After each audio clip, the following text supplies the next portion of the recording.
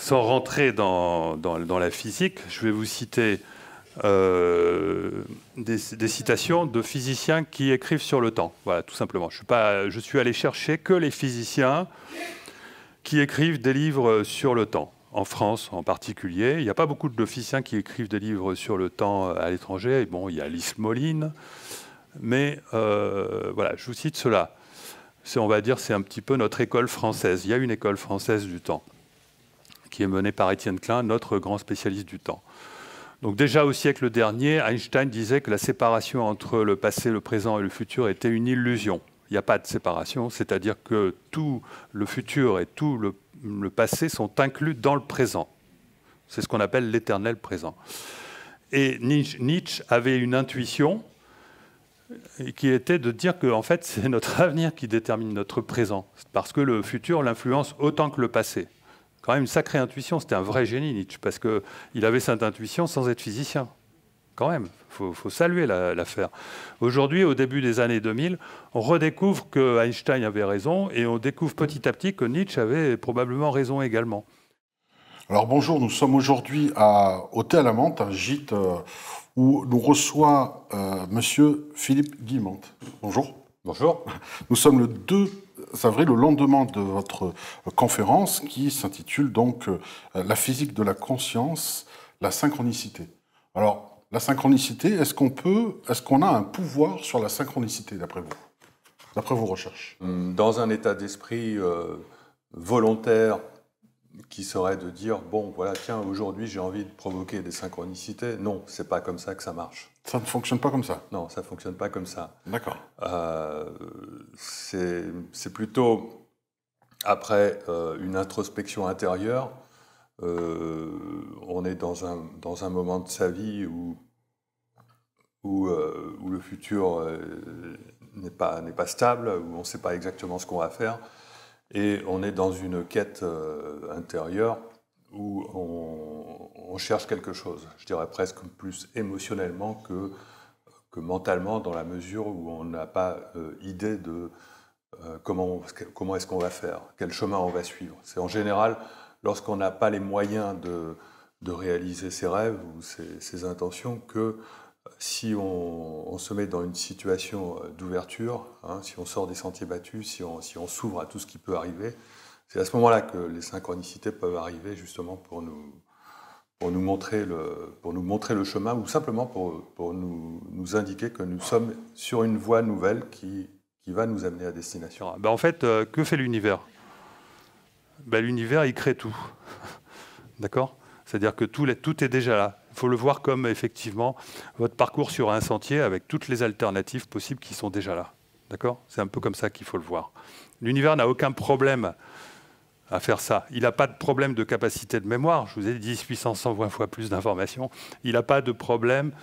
Voilà. Il faut le voir comme ça, c'est la manière la plus raisonnable. Ça correspond à ce que nous rapportent les témoins des expériences de mort imminente, les témoins d'expériences de chamanisme, les témoins de voyages astraux, les témoins d'un tas de phénomènes dont, au retour, on nous rapporte cette idée-là, c'est-à-dire le futur est déjà là, mais on peut le changer.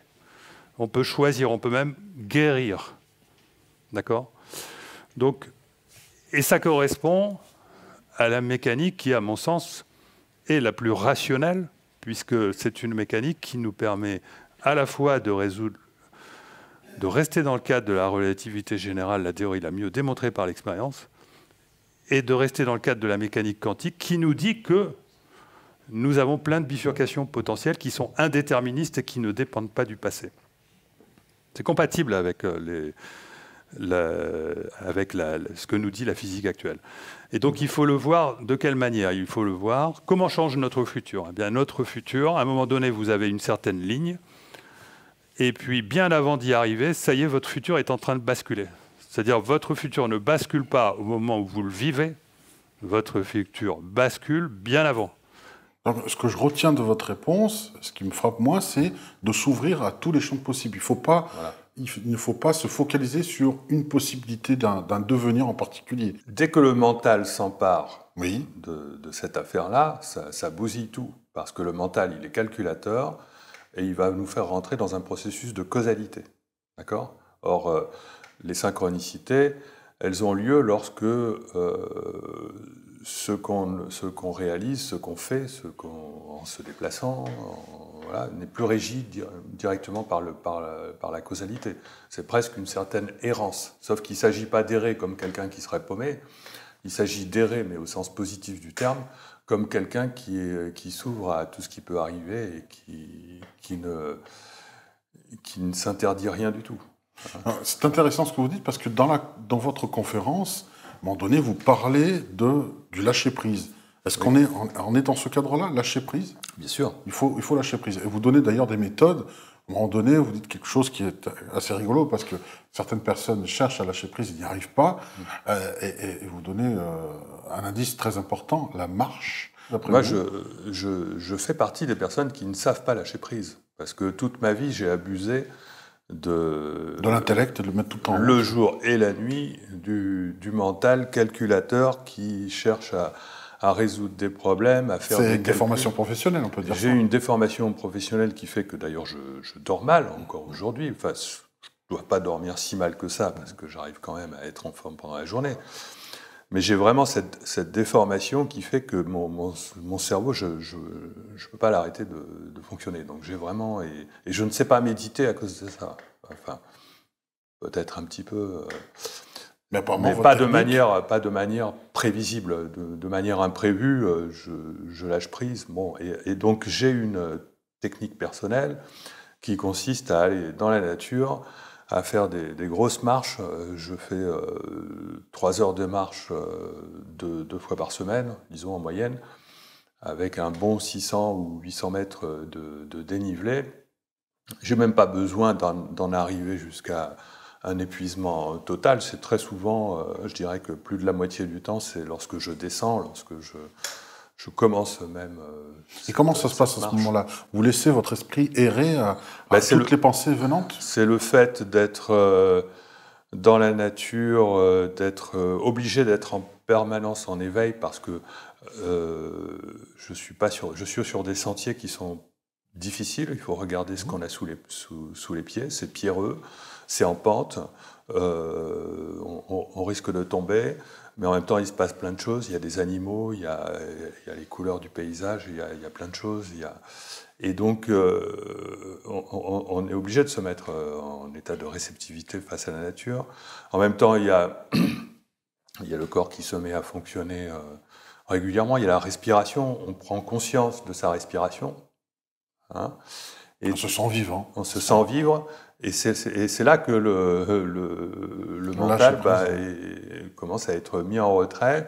Et c'est pour ça que c'est assez rapidement, finalement, que je trouve, pour peu que je me sois posé une question avant de partir, ce qui m'arrive, hein, mais bien, très rapidement, j'ai la réponse. Alors, soit j'ai la réponse sous la forme de la question est une mauvaise question, et j'ai tout d'un coup une sorte de lumière qui me dit mais non, mais c'est pas comme ça qu'il fallait voir les choses.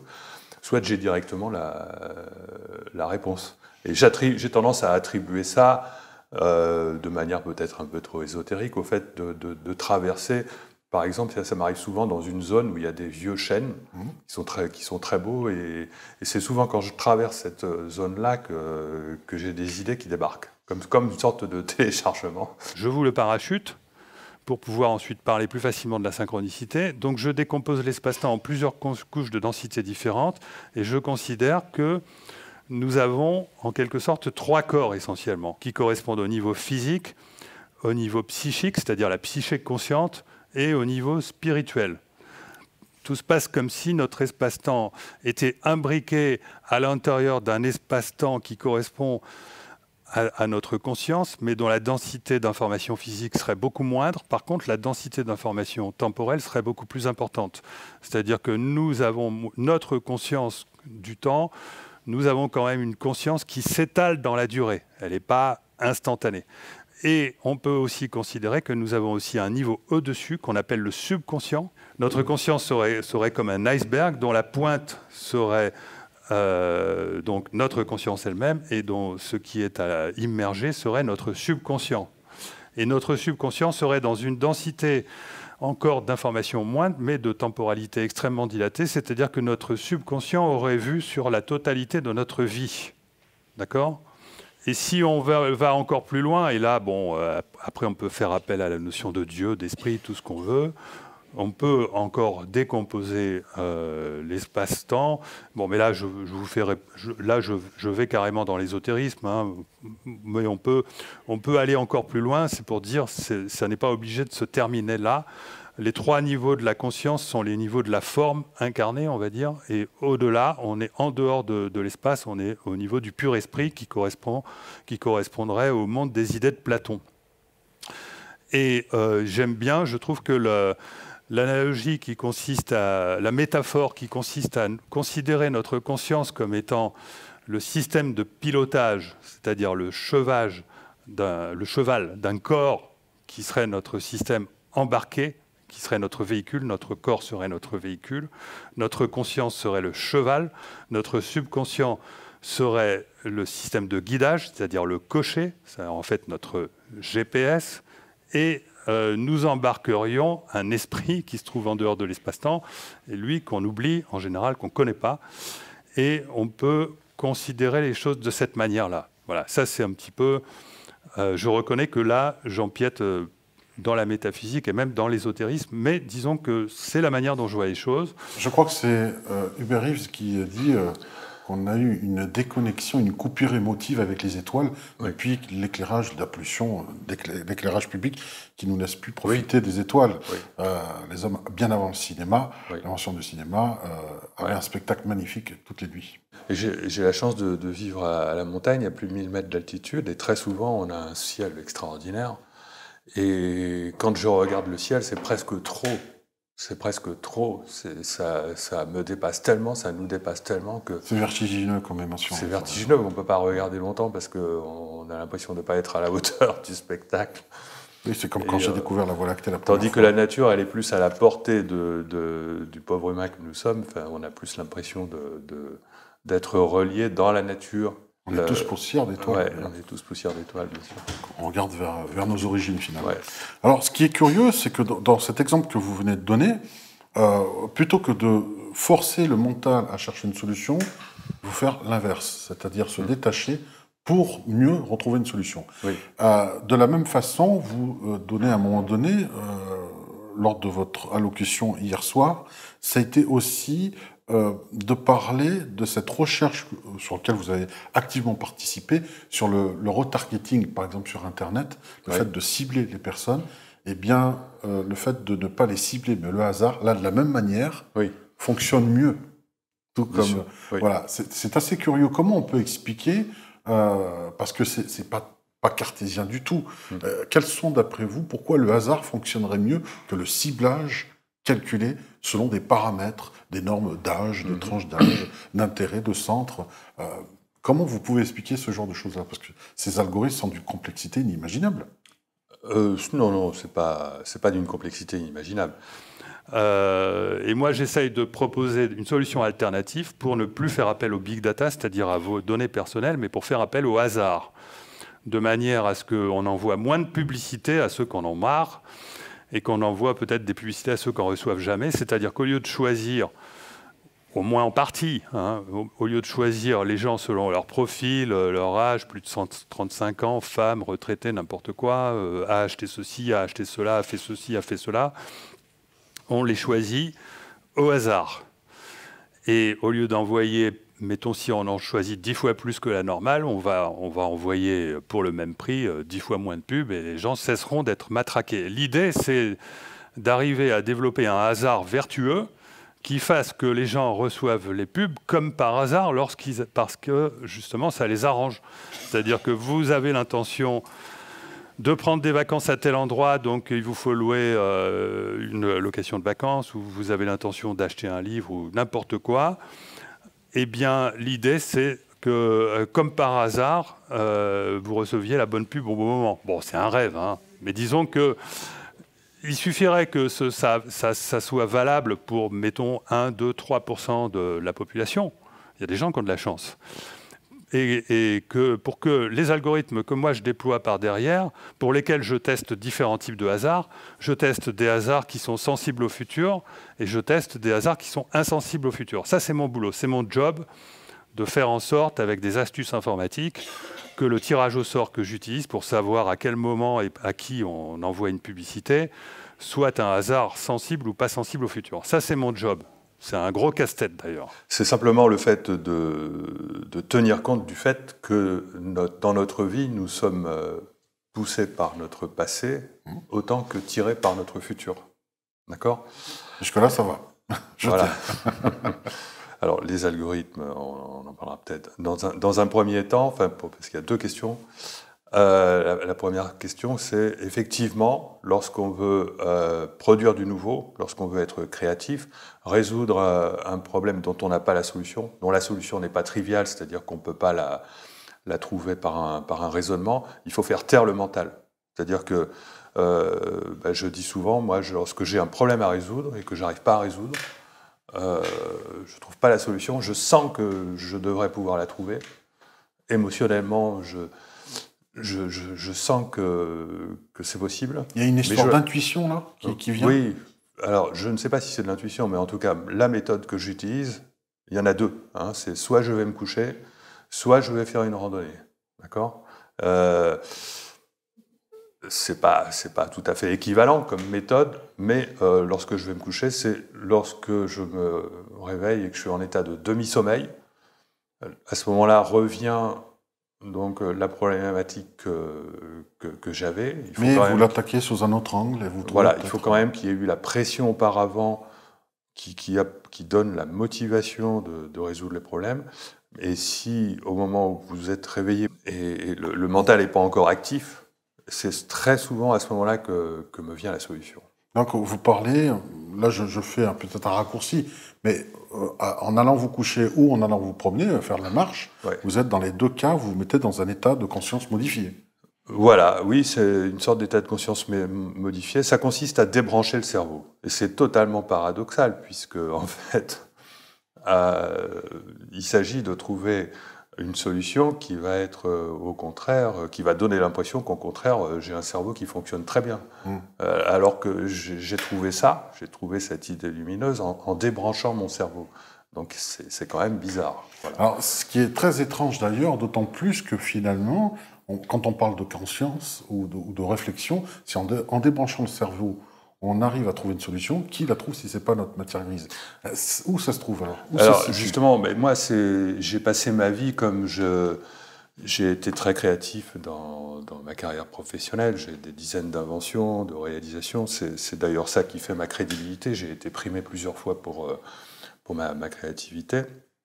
Et c'est vraiment ce que j'ai fait pour arriver à résoudre les problèmes. Je suis sorti des normes. Je suis sorti des...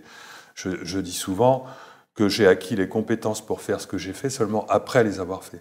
C'est-à-dire qu'au départ, ce qui me motivait pour résoudre les problèmes, c'était pas le fait de me dire « Tiens, voilà ça, je sais le faire, donc je vais le faire ». Non, c'est plutôt ça, mince, je sais pas le faire, mais ça me plairait bien de savoir le faire. Donc une sorte de défi, de dépassement de soi, toujours pour aller au cran au-dessus. Exactement. À chaque fois. J'ai toujours été animé par le goût du défi à relever. Vous aimez la difficulté, vous êtes un peu kamikaze. Oui, je suis complètement... Mais ça s'appelle la passion, d'une certaine façon, la curiosité. Oui, c'est la joie d'arriver à faire des choses, d'arriver à une sorte de dépassement et surtout de réaliser un rêve, de faire un peu, de jouer un petit peu au magicien. je dis souvent... Parce que j'ai monté, surtout une société, la dernière, Uratech, où on a eu affaire à beaucoup de clients qui demandaient de faire des études de faisabilité, de développer des prototypes, etc. Et je dis souvent, et au bout d'un certain temps, j'en avais un peu marre, je dis souvent, j'en ai eu marre de faire magicien sur commande. Voilà. C'est-à-dire que je n'ai jamais utilisé vraiment, bien sûr que j'ai des compétences, mais j'ai jamais vraiment utilisé mes compétences pour résoudre les problèmes. J'ai surtout utilisé la joie de relever le défi que représente essayer de trouver une solution à un problème qu'on ne sait pas résoudre, mais ça représente un dépassement de soi. Voilà. Alors ça, c'est peut-être votre côté démystificateur, parce qu'il me semble que vous aimez démystifier les choses. Il y a une volonté quand même de passer le témoin et de vulgariser. J'ai envie de démystifier l'idée que tout le mythe de l'intelligence. Voilà. Moi, je ne me considère pas comme quelqu'un d'intelligent. Je ne me considère pas comme quelqu'un qui est plus intelligent que la moyenne parce que j'arrive à faire des choses apparemment plus intelligentes que la moyenne. Ça ne vient pas de l'intelligence, ça vient du cœur, ça vient des tripes, même pas forcément du cœur, ça me vient d'une sorte de voilà, l'intelligence, elle n'est pas mentale uniquement, en tout cas. Enfin, on parle souvent de l'intelligence, par exemple, en parlant du QI, et soi-disant c'est une mesure de l'intelligence. Ce n'est pas une mesure de l'intelligence, c'est une mesure de quelque chose qui appartient exclusivement au mental. Or, pour moi, la véritable intelligence, c'est une intelligence humaine qui tient compte. C'est pas pour rien qu'on a un cerveau, mais qu'on a aussi un émotionnel, qu'on a aussi... Enfin, on est un être... On peut nous concevoir de manière cybernétique, mais la cybernétique, aujourd'hui, elle est basée uniquement sur la logique, sur la raison. Or, n'importe quel système qui fonctionne en circuit fermé comme un cerveau a forcément des limites parce qu'il se retrouve confronté à des situations qu'il ne connaît pas. Et donc, il y a besoin d'une deuxième couche, en quelque sorte, d'information qui va lui permettre de réagir dans des circonstances totalement imprévues. C'est là que l'émotionnel intervient. Ça fournit un moyen d'évaluer les situations beaucoup plus rapide qu'un cerveau qui tourne... Voilà. Bon, donc j'essaye de rationaliser des choses que je ne devrais même pas essayer de rationaliser, en fait. Moi, je vois que, par exemple, au moment de la Renaissance, on mettait le siège de l'âme au niveau du cœur, et puis ça s'est déplacé avec les découvertes au niveau du cerveau, et vous le déplacez encore ailleurs. Pour vous, ce n'est pas ça. Ce n'est ni le cœur ni le cerveau, mais la conscience se trouverait ailleurs. Oui, un peu comme si notre cerveau était une sorte de récepteur calé sur une fréquence de quelque chose mais c'est quelque chose, vous êtes en train de le rechercher. Oui, en disant que on parle du cerveau, du cœur, des intestins, des tripes, etc. Tout ça, c'est physique, d'accord. Et ça, effectivement, ça exprime les 3 centres de la conscience que j'appelle animiques. C'est-à-dire que c'est notre animalité, c'est-à-dire ce sont les interfaces physiques par lesquelles s'exprime notre conscience, mais qui elle-même a des centres supérieurs et qui n'a pas le même fonctionnement, qui n'a pas du tout un fonctionnement mécanique au sens où on l'entend habituellement, puisque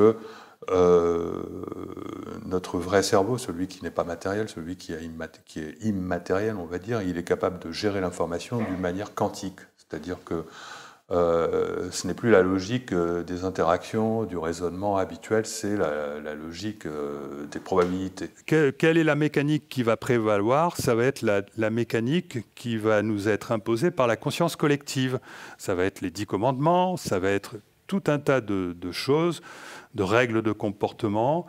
Et nos 3 centres mental, émotionnel et égotique vont avoir tendance à nous transformer en machine à penser, pour ce qui concerne le mental, en machine à juger, pour ce qui concerne l'émotionnel, et en machine à alimenter notre vision de nous-mêmes, qui est une vision totalement illusoire, puisque en fait, notre être intérieur, véritable, celui auquel on a besoin de se relier pour trouver le sens de notre vie, ne se trouve pas dans la densité de la conscience.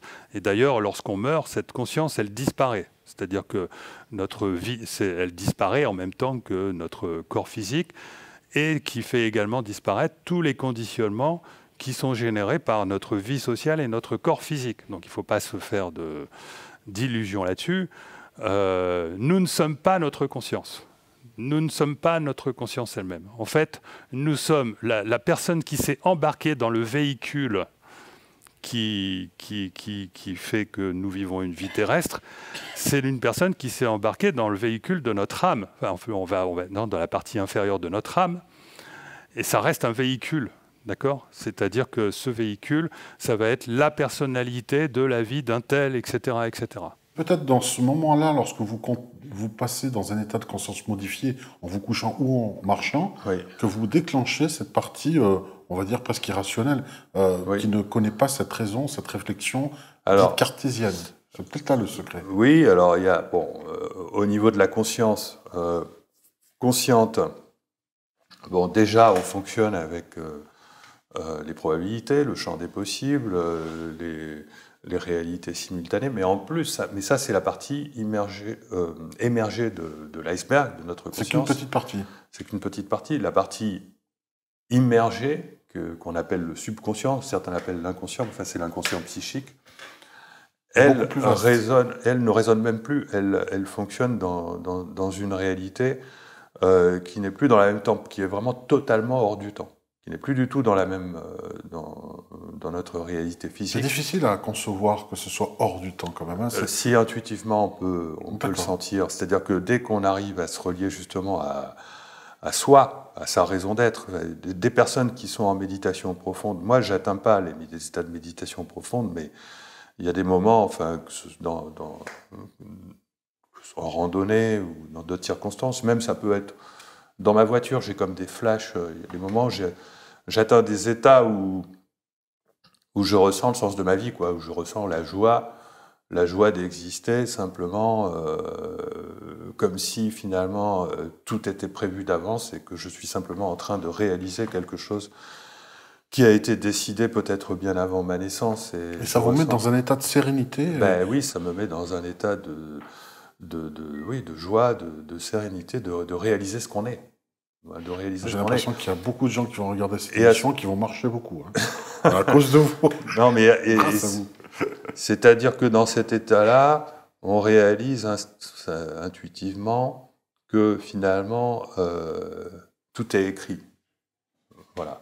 Pas forcément définitivement, mais que notre vie a un sens et que c'est tout petit par rapport à notre existence réelle. Mais sans pour autant être déterministe, puisque tout peut changer à tout moment. Le futur n'est pas déterminé à l'avance. C'est pas nouveau de savoir que dans notre présent, on peut modeler notre avenir, et donc faire en sorte que notre devenir soit le plus ressemblant à celui qu'on projette d'avoir, mais on peut en même temps altérer le passé.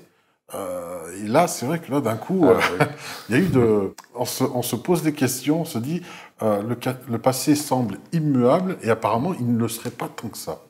Donc on a l'habitude de représenter notre espace-temps comme un cylindre, avec la longueur du cylindre qui va représenter le temps, et imaginez que tout l'univers soit contenu dans un disque, le disque avance le long du cylindre, et voilà comment se déploie la réalité. Tout se passe comme si notre vie pouvait être décrite, puisque notre futur existe déjà et que notre passé existe encore. Tout se passe comme si notre vie pouvait être décrite comme un cylindre invisible qui oriente tous nos pas, puisque tout ce qu'on va faire demain est déjà déterminé. Ce temps illusoire-là, c'est exactement comme vous vous baladez dans un sentier en forêt. Vous n'êtes pas en train de vous dire que le sentier, 10 mètres devant, vous ne voyez pas 10 mètres devant parce que, mettons qu'il y a des arbres. Vous n'êtes pas en train de vous dire que le sentier est en train de se créer au fur et à mesure où vous avancez. On est d'accord. C'est exactement la même chose pour le temps. D'accord ? Et lorsque vous marchez en forêt et que votre sentier est déjà tracé, vous n'êtes pas en train de vous dire que vous êtes obligé de continuer à marcher sur ce sentier-là.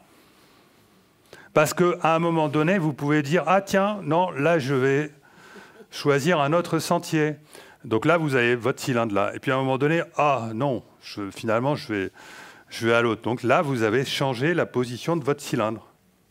Par la conscience. Alors moi, j'ai été conduit à penser ça d'abord, je l'ai expérimenté. Hein. Enfin, bon, je raconte ça dans La Route du Temps. Je donne les raisons pour les... Qui est votre livre? C'est votre livre? Premier livre, oui. Votre premier livre, d'accord. Ce sont des raisons purement scientifiques. Hein. C'est-à-dire que la science est fondée sur ce qu'on appelle le déterminisme. Hein.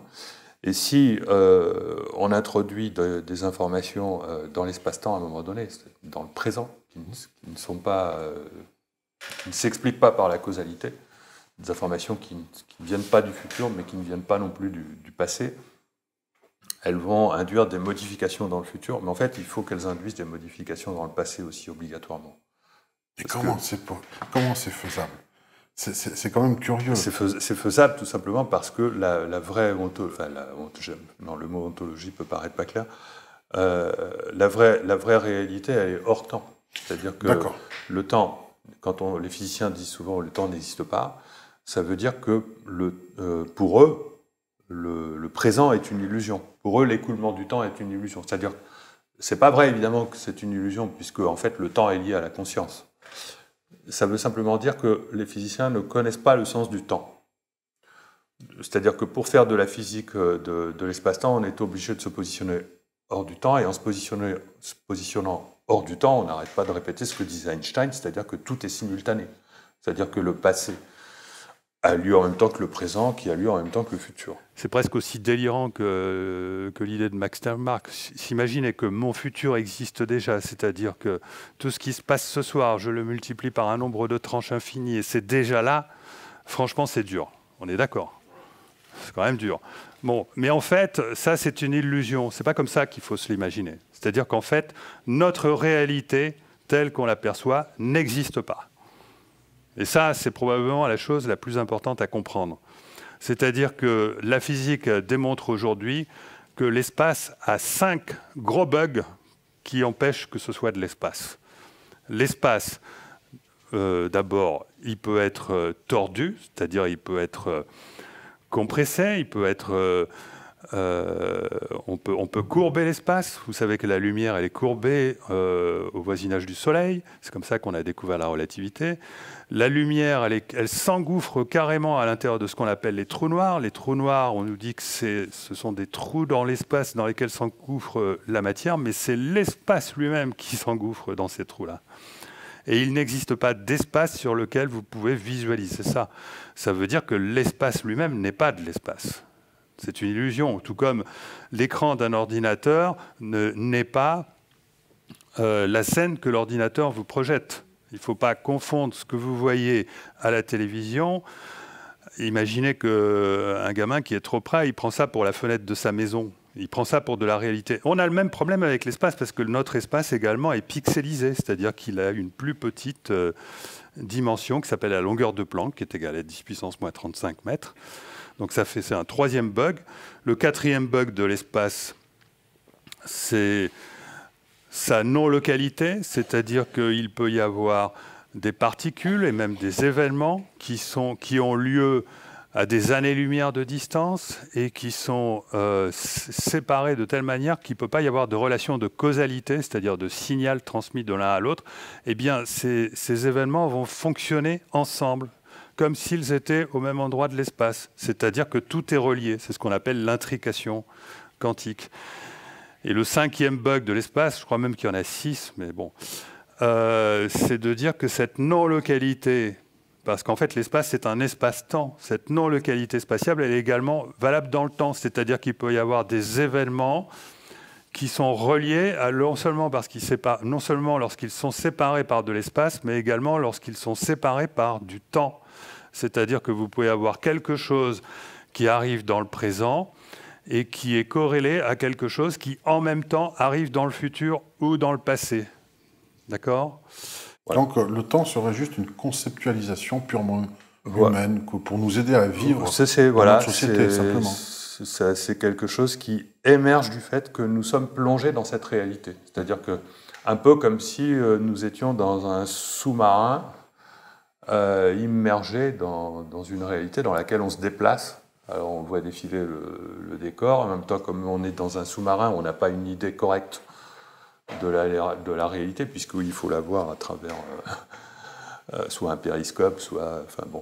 Et donc on a une vision déformée de la réalité qui vient du fait qu'on voit cette réalité à travers le filtre de notre cerveau qui est comme le petit bout de la lorgnette.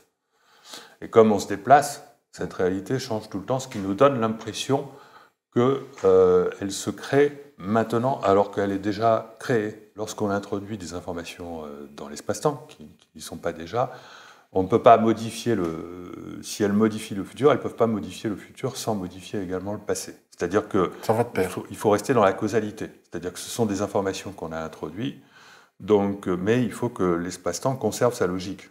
Voilà. Pour vous, donc, le passé, le présent et le futur se conjuguent en permanence d'un bloc. Voilà. Ils ne sont pas interdépendants. Donc si vous introduisez dans l'espace-temps une information qui va modifier l'identité de quelqu'un, de telle manière que son comportement va changer dans le futur, il va falloir que cette modification soit également mémorisée dans son passé, et ça va se faire sous la forme de mémorisation dans les gènes. L'épigénétique. L'épigénétique. Voilà. C'est-à-dire que tous les progrès réalisés par l'être humain, mais ça peut être aussi l'animal, etc., du fait de son expansion de conscience, qui fait qu'il passe d'une identité à une identité plus évoluée, ces progrès sont mémorisés dans la matière sous forme génétique. Et c'est ça qui explique l'évolution des espèces. Aujourd'hui, de toute façon, on sait qu'il faut jeter Darwin parce que la théorie de la sélection naturelle n'explique absolument pas la complexité fabuleuse de... Elle nous a convenu un temps, mais aujourd'hui, elle tend vers ses limites. Oui, bon, les biologistes aujourd'hui s'aperçoivent que le corps humain, c'est comme une technologie extrêmement élaborée. Bon, c'est pas le hasard qui fabrique une technologie pareille. Les scientifiques ont bien compris qu'on n'avait pas tout compris sur le mécanisme de l'évolution. Et c'est le vide, le vide auquel on se heurte du fait de cette incompréhension qui fait qu'on reste sur les vieilles théories dont on sait qu'elles sont parfaitement dépassées, donc Darwin. Mais maintenant, avec la nouvelle conception du temps qu'on a, grâce au progrès de la physique, on est capable d'expliquer de manière lumineuse l'évolution des espèces. D'accord ? C'est pas du tout le hasard qui fait qu'une espèce évolue vers quelque chose qui est de plus en plus complexe, de plus en plus élaboré, harmonieux, parce que ça, c'est un processus négantropique. Négantropique, ça veut dire qui augmente l'ordre par opposition à un processus anthropique qui crée le désordre. La mécanique toute seule a tendance à aller vers le désordre. Or, l'évolution des espèces va vers plus d'ordre, plus de... La nature est même souvent très, très ingénieuse, très subtile. Donc d'où vient cette intelligence ? Et que c'est cette conscience qui amène l'espèce à faire des progrès, et ce sont ces progrès qui sont mémorisés dans le passé sous forme d'évolution de l'espèce au niveau génétique. Vous concevez la conscience comme une énergie, et on parle aussi de conscience collective, donc on vient d'en parler pour les animaux. Vous mettez en garde, d'une certaine façon, l'humanité contre les pensées globales de la planète qui nous tendent vers un 2050 absolument horrible et affreux. Donc rassurez-nous, est-ce qu'on peut aujourd'hui agir concrètement, collectivement, pour corriger la trajectoire et faire en sorte que ce futur qui peut se construire, si on a une action concrète et réelle dessus, et la masse critique, est-ce qu'on va l'atteindre, cette masse, pour justement prendre le dessus? D'après vous, vous êtes positif là-dessus? Oui, je suis optimiste. Confiant? Je suis optimiste parce que pendant les années 80, 90, pendant les années où j'ai fait l'essentiel de ma carrière, j'étais très matérialiste. Et tout le monde, je veux dire, après 68, l'après-guerre et tout ça, il y a eu une explosion. On est tous allés vers la consommation en pensant sans trop réfléchir aux conséquences. Hein. D'où ce que j'appelle la théorie de la double causalité que je présente dans mes livres, et qui consiste à dire ce qui est valable aussi bien au niveau collectif qu'au niveau intellectuel, que nos intentions créent dans le futur donc des changements via des aiguillages qui ont changé, d'accord ? Ces changements créent à leur tour des changements dans notre présent qui vont justement correspondre à de nouveaux aiguillages, c'est-à-dire à l'augmentation de probabilité de certains hasards qui vont vous amener à destination. C'est-à-dire que votre futur est relié à votre présent par différentes voies, pas une seule voie. Et on a conçu notre réalité comme étant... on a compris qu'il fallait s'écarter des religions. Ça a été justement le développement du mythe de l'intelligence. Voilà. L'homme n'a plus besoin des religions. Ça y est, il est arrivé à un niveau de conscience supérieur qui fait que l'homme est devenu capable d'organiser la planète selon ses besoins. Et ses besoins, c'est quoi? Ce sont des besoins essentiellement matérialistes. Donc avec ce genre d'idée, avec ce genre de conception de la vie, on a construit dans les années 80-90 un futur qui est notre futur actuel extrêmement matérialiste. Oui, l'obsolescence programmée, tout ce qui suit. Voilà, ce qui nous arrive dans le futur est le résultat de ce qu'on pense dans le passé. C'est-à-dire que, bon, je ne sais pas quelle est la constante de temps, mais la pensée collective des années 80 et 90 a construit notre futur actuel de 2010-2020. D'accord ? C'est logique, et il est possible que ça continue comme ça, parce qu'on est toujours dans une pensée collective très matérialiste, même si ça change. Et si on considère qu'il n'y a pas eu de changement, eh bien, aujourd'hui, on a un futur de 2050 tellement matérialiste qu'il en est peut-être même épouvantable. Peut-être qu'en 2050, les êtres humains vont avoir accepté les puces sous la peau, vont avoir accepté tout un tas d'appareillages qui vont soi-disant augmenter leur performance, etc. C'est ce qu'on appelle le transhumanisme. Ça, c'est une menace dont je dis... L'assistanat cybernétique permanent. Voilà, ça c'est le principal danger qui attend l'espèce humaine, et c'est probablement beaucoup plus grave que la bombe atomique. D'accord ? C'est quelque chose de très très dangereux. Sauf que je pense que durant les années 2000, les années 2010, j'ai l'impression qu'il y a quand même un réveil de fond de la conscience collective qui se rend de plus en plus compte que la nature humaine n'est pas matérielle. Et on se rend de plus en plus compte que nous ne sommes pas des machines, nous ne sommes pas, enfin bon, voilà tout ce dont je parle en conférence, et que nous sommes donc en train de construire un futur alternatif qui devrait nous éviter d'aller vers ça. Mais qui sait ? On ne sait pas. Hein. Mais je pense que la foi, vraiment la reliance au soi peut faire des miracles, et que c'est peut-être pas absolument indispensable d'atteindre un seuil critique qui serait par exemple la moitié de la population de la planète. Je pense que... bien avant, je pense bien avant. Je pense bien avant. Je pense que, bon, il y a l'histoire du centième singe, et enfin bon, je pense que...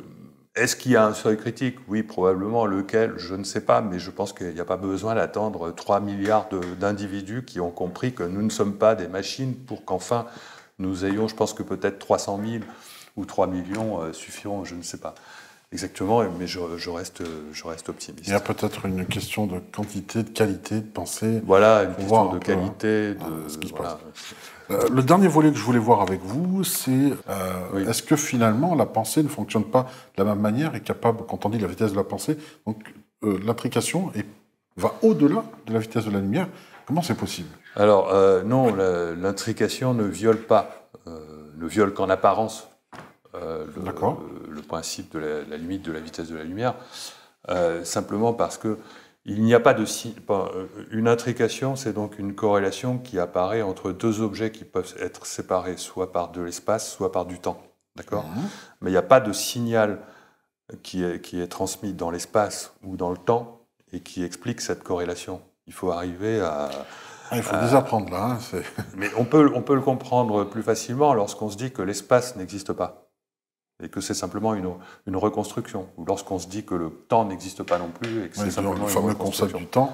Donc c'est vrai que si le temps et l'espace n'existent pas, quelle que soit la distance que l'on met nous, il n'y en a pas alors. Alors je vais essayer de vous l'expliquer autrement.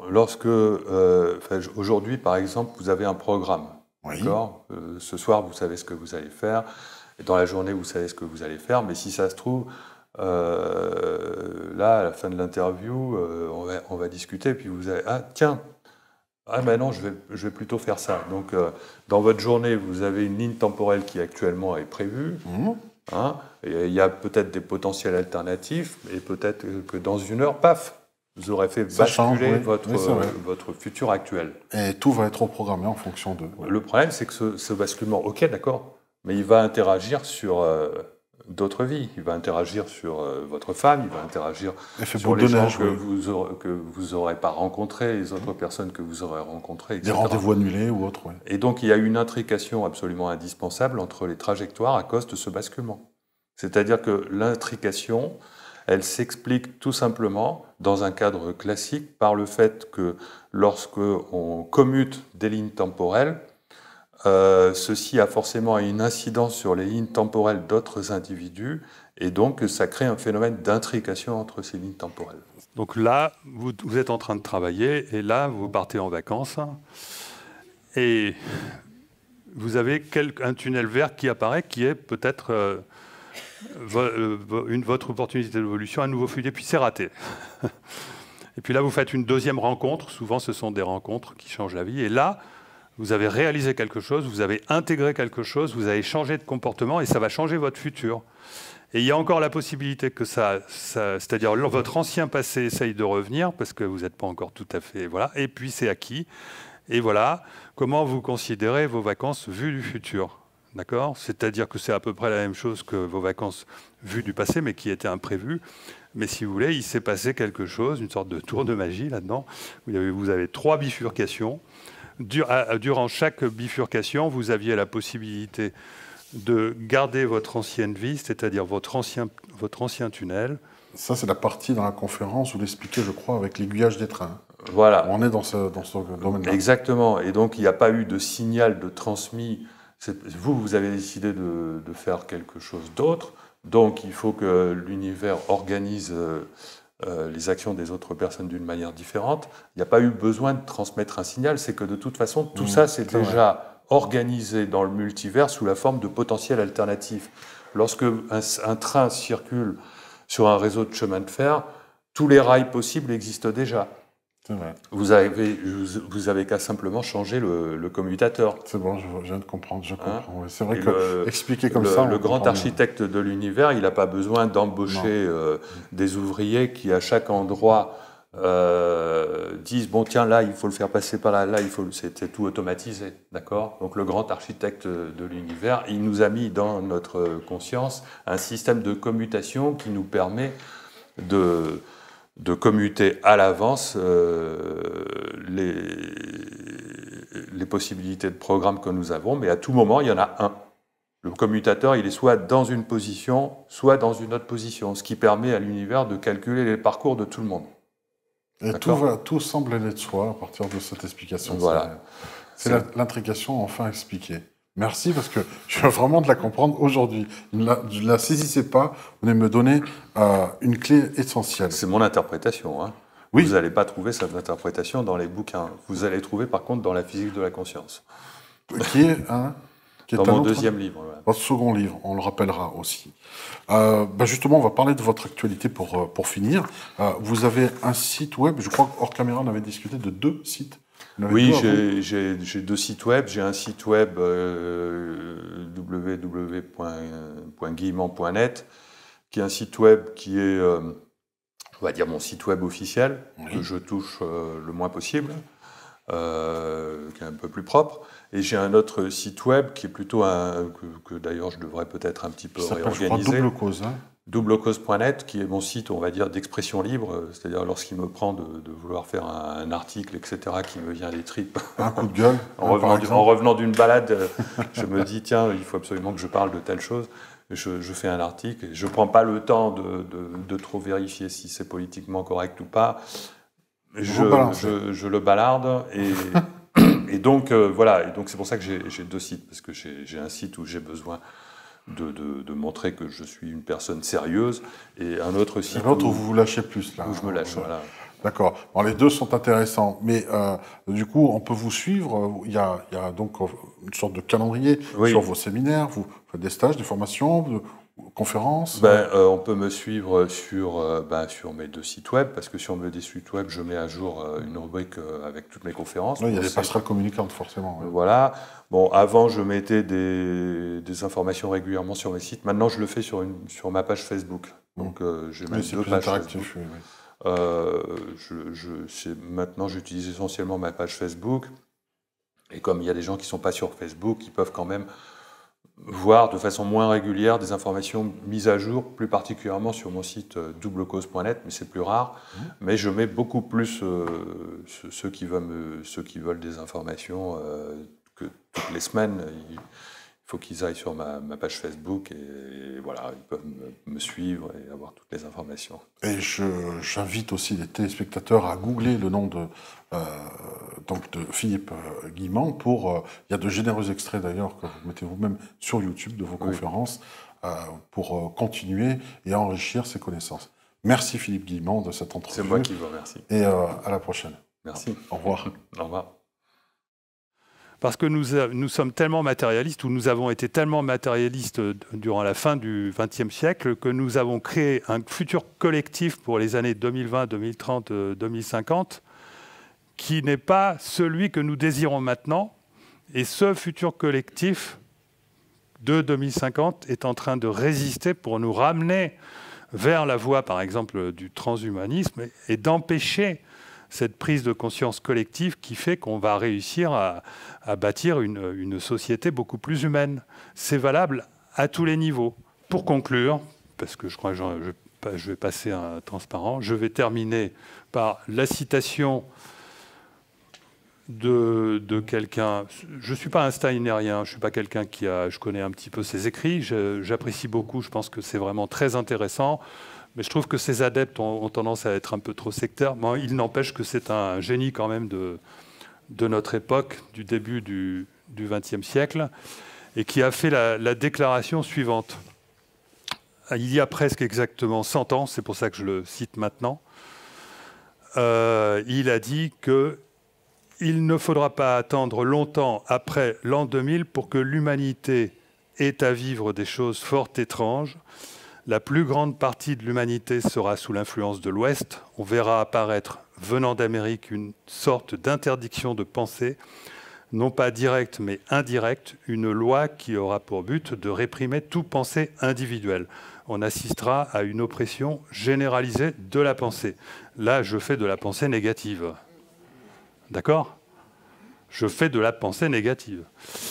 Et il faut que l'apport des découvertes soit tel qu'un contrepoids suffisant puisse être introduit dans l'évolution du monde. Et il le sera. Donc, soyons optimistes. C'est pour illustrer cette affaire-là.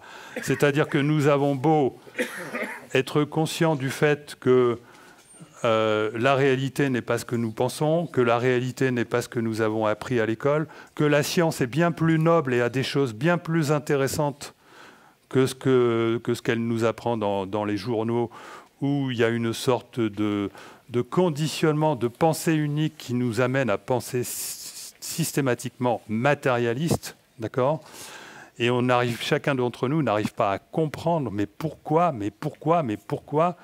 on ne réunit pas des gens, pourquoi est-ce qu'il n'y a pas des comités des sages? Enfin, je n'en sais rien, moi je ne suis pas compétent pour ça, mais on n'arrive pas à comprendre pourquoi il y a une telle situation alors qu'on a plein de sources d'informations de toutes parts, y compris scientifiques, qui nous disent qu'on pourrait avoir un monde bien meilleur que celui dans lequel nous vivons. On n'arrive pas à comprendre que même au niveau médiatique, politique, qui sont les niveaux principaux par lesquels cette information doit passer, on n'arrive pas à comprendre pourquoi elle ne passe pas et pourquoi on ne distribue sans arrêt cette pensée unique où il faut sans arrêt respecter la croissance, les 3% de croissance, alors même que tout le monde a compris qu'on allait à la catastrophe du fait qu'on détruit la planète, etc., etc. Enfin bon, voilà, j'arrête. Et donc tout ça, je pense que la force très importante dont parle donc Steiner, donc l'apport des découvertes, l'apport de ces découvertes-là, ce sont des découvertes scientifiques qui ont été déjà faites durant les décennies qui précèdent ces découvertes, dont je ne vous en ai pas fait la liste, mais donc c'est tout ce qui justifie que le temps n'existe pas, etc., tout ce que je vous ai expliqué. Et ça n'arrive pas à remonter à la surface. Et moi, c'est le job que j'essaye de faire pour qu'on arrive tous à comprendre que nous ne sommes pas ces machines-là, voilà, enfin bon, je ne sais plus quoi dire. Bon. Voilà, je vous remercie.